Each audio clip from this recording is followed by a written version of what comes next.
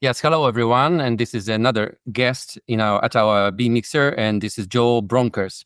He is the president of FIBREE. FIBREE is a foundation for international blockchain and real estate expertise. And Jo is a leading expert, if not the leading expert, in blockchain applications for real estate. Now also you have a new title. You are becoming our B Mixer resident, where RESI is the abbreviation for Remote Expert Zooming. Hello, and thank you for the invitation, Alex. And it feels really comfortable to be a resident in the B Mixer. So let's kick it off.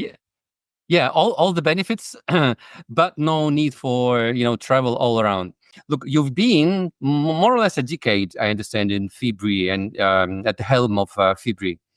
What's the most exciting change you have witnessed in how blockchain is actually being used in real estate? Because at some point there was a lot of hype, you could say, and with some technical issues on the scalability and so on and so on and so on. What's the current state of things in blockchain? Yes, we started with FIBREE in 2018, so the 6.5 years ago. And I remember I was in Warsaw not long after that. I think it was 2016. That's where we met. But actually, that was also the moment that the biggest change that I've seen took place. Because we had the beginning of FIBREE, there was a huge hype. Everybody was talking about blockchain, very high expectations, and everybody wanted to know, be the first to do something in it. And I think in this hype environment, that's how we started. But then it went silent.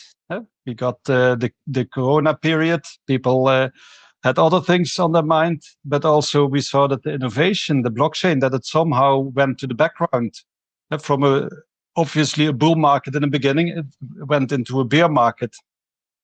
And what you saw is at the beginning, those, I call them luck seekers, the one who have a good idea, but don't know how to bring it to the market. There were many of them out there, and they moved away from the market. And then under the radar, there stayed also quite a lot of companies who were working on the really serious products.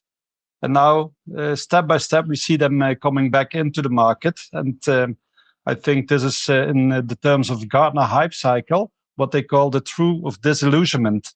If you look, we do every year, we do the research at FIBREE. And then we calculate how many products do we see in the market. So we started with 500, then it went back down to 420, I thought it was. And now every year we see steady but double-digit growth. At this moment, 24, we came back to 800 products all over the world that do something with blockchain technology for real estate or construction. In percentages, more or less, how big is the percentage of mature products that the industry can or should, in your opinion, implement now? Like, I understand this is not a so easy question to answer, but my question is actually about how mature are those products for implementation in real life. And here it's good to know, and I don't know if all the people in the audience, if they are aware of that we were doing this annual research since the beginning. So the first time we did it in 2019. So now we are already at the fifth or the sixth time that we do it. What we do in the research, we define different categories. Not all products are blockchain real estate. We look, okay, what are the different categories? And we identified 10 different categories. The most renowned is invest and finance. People who think they create a solution that they tokenize property ownership and then create a business solution, a proposition that you can invest in a small part of a property, small amounts of money. That's what you see most. But also you have other ones, for example, circular construction or sustainability. What if you can have better information, about the building? Can you use that to let the landowner earn more money? For example, if you have a building, but if you had the building, let's say an office building, but the office building is rented by one company who is only using it in the mornings, every day only in the mornings, then the space is not being used in the afternoon. Imagine as a landlord, you know this profile, and you can rent it out to another company, company B, in the afternoon. From circularity perspective, what we actually do, we avoid creating new square meters, but we optimize the usage of existing square meters. This is also circular economy. And then what you can do, you can offer to both company A and B the same space, but more affordable, because the combination of both revenues give you better return, higher rental income, and actually upgrade the value of your property. But it becomes complex because at what moment can you give access to everybody? How do you organize this with the facilities, with the utilities? How do you charge that? So there's a small escrow administration that is needed for that. But if you can automate it, if you can collect the data, if you can allocate them to the right levels of detail, it is not that difficult. And that's where blockchain comes in, because having a trustworthy, transparent administration, that's how we see products facilitating that. Same when you, for example, if you, the affordability of homes, imagine that now if you want to have a home, you go to the bank, you apply for a mortgage loan, the bank gives it. If you look at the Netherlands, let's make it simple for the calculation, the average price of a home is €400,000. So let's say people bring in own money, but for the large majority, they go to the bank for the mortgage, for a loan. So you have two funding streams to finance your home. But imagine, again, from circular perspective, that you can identify 20% of the value as materials that can be reused in the future. Then you can create certificates out of this. When you have certificates, you can offer them to a commodity market. Commodity investors, pension funds, they now go and invest in mining to have raw materials in their portfolios.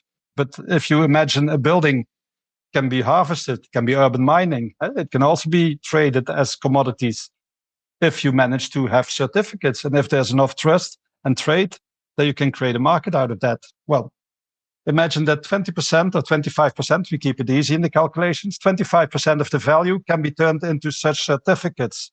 Now you can add a third finance stream to the building, because you have the mortgage, you have your own equity, and you have 25% coming from a third value stream. You only need to finance, if it costs 400, 100 is covered by this third stream. You only have to have a mortgage and own equity for 300,000. And you can actually make the home 25% more affordable to live in. Well, I think easy solutions that can really reach a very large population who is looking for such solutions. What is needed, again, the same. We need to have an administration that is reliable, and make it transparent, make it reliable, so that the ones who are involved in this finance game, that everybody is having the same information and that you can rely on that. Well, I think these are really forward-looking ideas where I think and where I see that blockchain can have a complete different value to the market than what we've seen until now. And also what you mentioned, I think it's is on the borderline or tangent to ESG importance. Have you seen any combinations of or applications of blockchain in ESG contexts? Yes, I don't know if you're aware of CSRD, the Corporate Sustainability Reporting. Large companies, they need to disclose on scope 1, 2, and 3 emissions. And for the ones who don't know scope 3 emissions, those are the most complex. You purchase your goods from sustainable companies. What's the sustainability footprint of the companies and the companies behind the companies where you acquire your products from? But also to whom you deliver it. What is the eco footprint of those? It's really complex data structuring. And for example, if you're again an office landlord, you have an office building, and let's say this time we have a retail. It's easier, a shopping mall, and you have, let's say, Hennes & Mauritz. I don't know if they are a listed organization, but imagine they also have this reporting obligations. First, imagine the landlord. The landlord needs to know, my tenant, what is the footprint of the tenant. So he needs to go to Hennes & Mauritz and ask them, what is the footprint of your presence here in my shopping mall? Can you explain something about it? Then Hennes & Mauritz, they need to collect data. They need to hand it over to the landlord. He needs to combine it with all the other data that he already needs to collect, and then present this as, hey, this is on my mall, or maybe he needs to aggregate it to his entire company. This is from the consolidated footprint of my company based on these fundamental sources. So that's one, very, very complex, and you really need to combine a lot of information. Imagine you're Hennes & Mauritz, you're the tenant in this building. You need to tell that you rent a shop area, a shop location from this landlord. And then the question, that's inbound logistics. What is the eco footprint of the shopping mall? How is it heated? How was it constructed? What is the embodied and what is the operational footprint? Can you disclose, can you collect some information about that you can use in your own consolidation to calculate what is your corporate sustainability footprint? So it is a lot of exchange between all kinds of parties, and this is only becoming more. We just started in Europe. The obligation is now only for the very large listed companies and financial companies, but every year they go one level deeper, and they go. So everybody has to deal with those regulations and scope 1, 2, 3 regulations or reporting. But tell me, do you think and blockchain will help? Or could help, I understand, on the private side of the market. And do you think public side, the authority, the regulator, must also be involved in this process based on blockchain? Would this help the process? It is about saying what you do and proving what you do. That you're not greenwashing the information. You can say I have a very low carbon footprint, but then if you have to show the figures, then it turns out that it's not actually, this damages your reputation. And you do not only have to do it, you have to do this to the authorities. So there are more than two parties involved. And that's back to the basics of blockchain. If you have certain information that you would like to exchange with with more than two parties, how do you then prove that this information is to everybody the same? How can we avoid doing greenwashing? And therefore, I think blockchain is the perfect tool, because actually you can say, well, we took this source, we aggregated it this way. This is the result where we came to. And you can check it if you don't trust it, because everything is verified.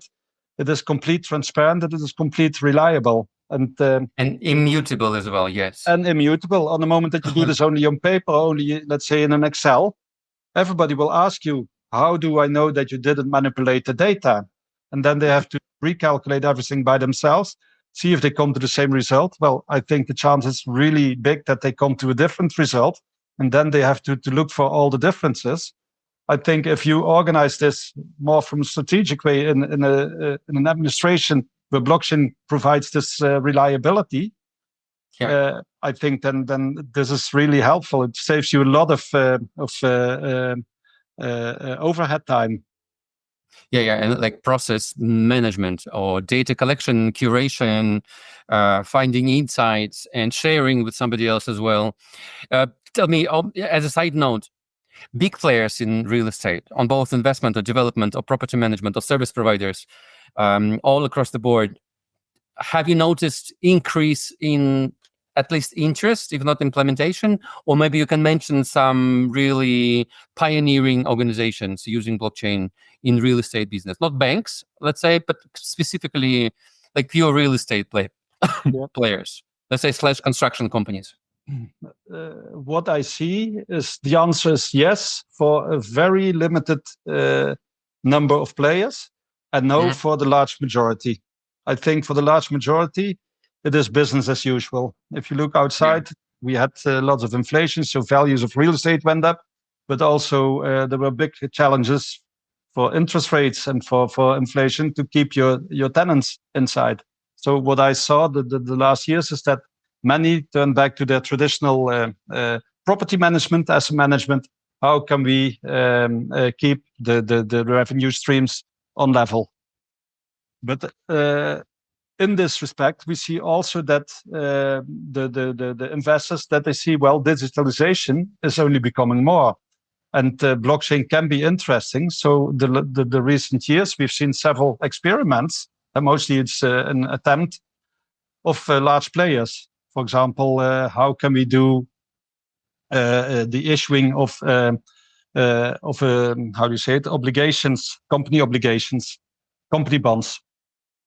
How can we issue them and see if we can underpin the real estate, so the assets, if we can create a kind of a connection via blockchain administration for that.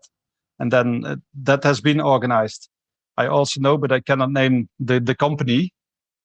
There are certain companies who think, well, we want to be the first player in this market. They see a lot of potential, and they are preparing to build up complete proposition to issue real estate investment via tokenization. We all have the example. It was not real estate, but BlackRock, who told that digitizing assets is only becoming more, that in the not so far future, each asset will be tokenized. Yeah. So we see some large players who believe and who want to experiment. But in the same way, I also speak with many who think, hey, blockchain, this is energy consuming. This is nothing for us. That's a Ponzi game. So a lot of negative feelings around it. And I think it's balancing. I think the future is ahead, will only be more digital. So I think the ones who avoid it, well, for this moment, okay. But in the future, I think this group will only become smaller, and they will see that there is something. On the other hand, I see that via tokenization, there will also come an entirely new target group. For example, if you have those large players, often they manage portfolios for pension funds and insurance funds, so very large portfolios. And for them, there's not really a need to find additional funding streams. But if you look to the ones who are buying tokens, mostly those are people. If they put the banks, the money savings on a bank account, they don't get this interest rates that they hope it could be. If they put it in crypto, we see more and more young people who are having crypto because they like earning money fast. But then they see that going up fast also is followed by going down fast, the volatility of the market. And after they've experienced this, they're looking more for stable investments with their crypto. And then blockchain pops up as a safe haven. So in those countries, and then you look in more in Central and East Asia or in Australia, where you have relative high crypto, how do you say it? Adoption, large size of the population using crypto already. You see that they are more and more looking for alternative investment solutions that give them some stability. And it's really about fast growing amounts of money that blockchain tokenization becomes popular to them. And then we don't talk about the large players, but we have I think altogether that there's not so much, but €500 million maybe that of tokenized real estate in the world. But this is growing every year with double digits. Where by tokenization, we mean like fractional ownership of assets, where you can be owner of a fraction of an asset, real estate, commercial or residential, otherwise not available to you. And then you pull together your bits or tokens, fractions of the value of an asset, and then of course try to get the revenue and profits from leasing or eventual sale in the end. I think I had a couple of podcasts with companies that are also getting or collecting money this way for development projects, where the exit event would be, the liquidity event would be selling a small office building to an investor or some family office or high net worth individuals. So this is interesting. By the way, as far as FIBREE, let's agree, blockchain some time ago was the hype of AI of today. But do you notice the combination of these two, or do you think AI, as we know it now, at this level of advancement, helps, or these two will go together for sure? I like this question very much, because I think now you touch where the real value can be created. I think you can call it the convergence of those new technologies. Mm-hmm. Imagine we have in Europe, we have the AI Act, and I'm already involved in different projects where AI is being used, again, on circular construction. how can you have certain information sorted out from thousands of sources. What is important, what the AI access is, you should provide, you have level 1, 2, 3, I think it is, and depending on if it's containing privacy sensitive information or not, and most of the real estate information is not that much privacy sensitive, because otherwise you have more stricter rules on it.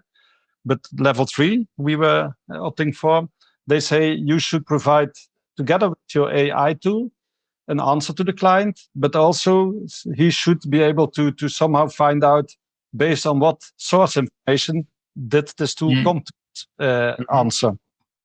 Well, like the data provenance issue. Yeah, for what we do, a library, we can give a list. These were the sources that were at the input side, and this is the answer what based on that information the output side provides.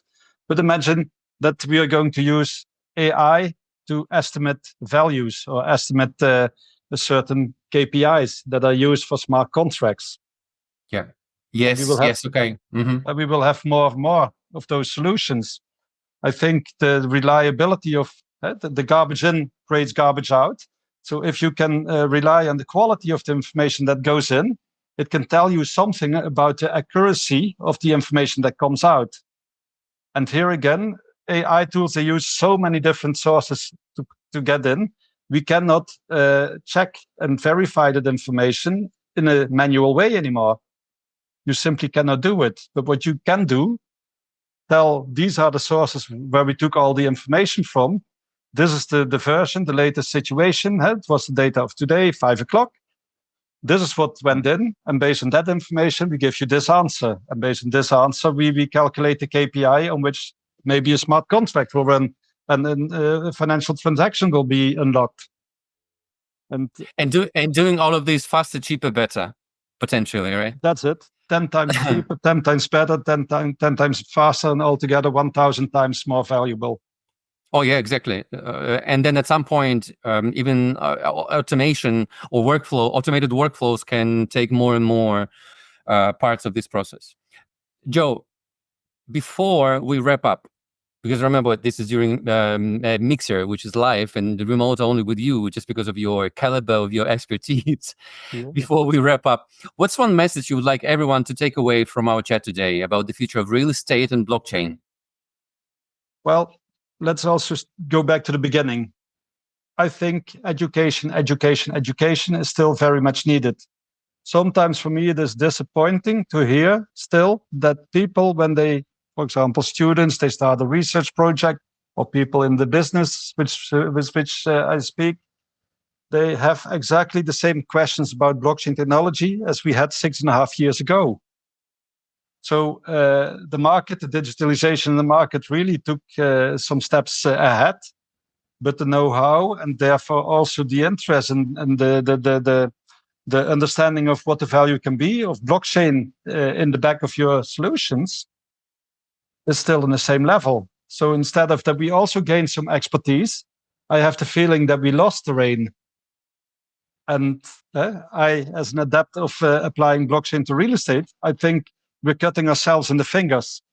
Digitalization is only becoming more. The solutions will only become more obvious if you, as decision maker, if you would spend a little bit more time to gain knowledge, to better understand what it is, how it can be applied. It's a lot more than what the people think it is. Cryptocurrency is really a lot more. Be open to that and try to learn about it. And I think that also for you in your daily work, there is a use case thinkable where you can do a test and where you can experience how cool it can be. Because blockchain, I think it is still very cool if you can see what solutions you can create out of it. But what I miss is the education and therefore the low adoption in the market. That's why FIBREE is there. One of your parts of your mission, I think, is also educating potential clients or beneficiaries. And Jo, I hope No, I'm sure. I'm more than convinced that this new wave of new technology development, tech development, in this case AI, would definitely help and would be additional rocket fuel to FIBREE adoption in combination. I think there's lots of value hidden. Thank you very much, Joe. That was great to hear from you, and I wish FIBREE further success. And I will reconsider again membership in FIBREE. Yes, and thanks, Alex, for having us, and great to have this conversation. And I hope to have inspired some people. To all, please take a look at FIBREE and let's get in touch and let's do some cool things together. Yeah, thank you very much. Bye.